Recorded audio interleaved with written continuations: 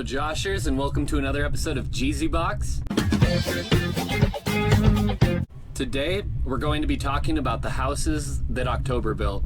So, the houses that October built is about a group of friends that are going on like a sort of spooky tour of haunted.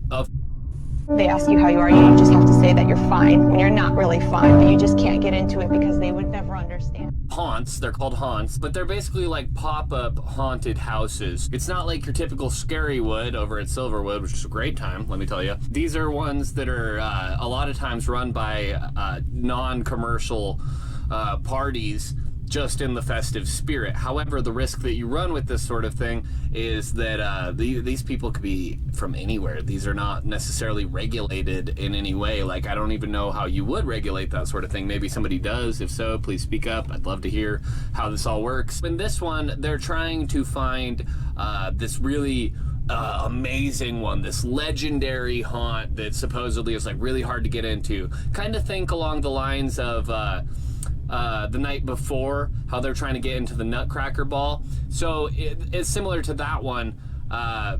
This one has them trying to find the Nutcracker Ball of haunts. It's called like the Blue Skeleton.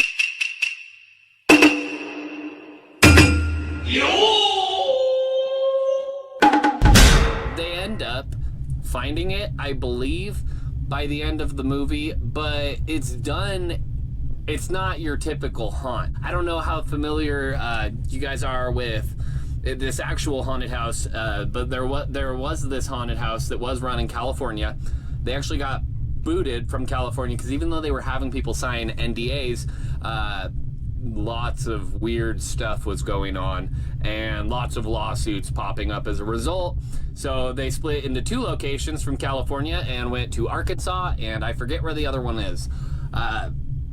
They're still really, really dark though. So basically the stuff that's going on there is like, you have to sign this NDA and they're allowed to like break your bones. They're allowed to like your fingers or something like that. You're allowed to have bruises and, you know, all this different stuff. And they're doing some pretty messed up stuff. Like they're like, I've read about it. It's like waterboarding.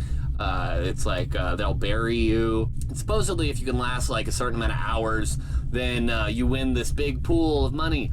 And supposedly that's real. They keep saying it's real. But the guy who got close supposedly was a Navy SEAL, and they cut off his time before he reached that point. So if they think you're actually going to make it, they take it off the table. But if they think that it's going to keep you there longer going through some of this stuff, which again, like I said, they ignore the safe words and stuff like that.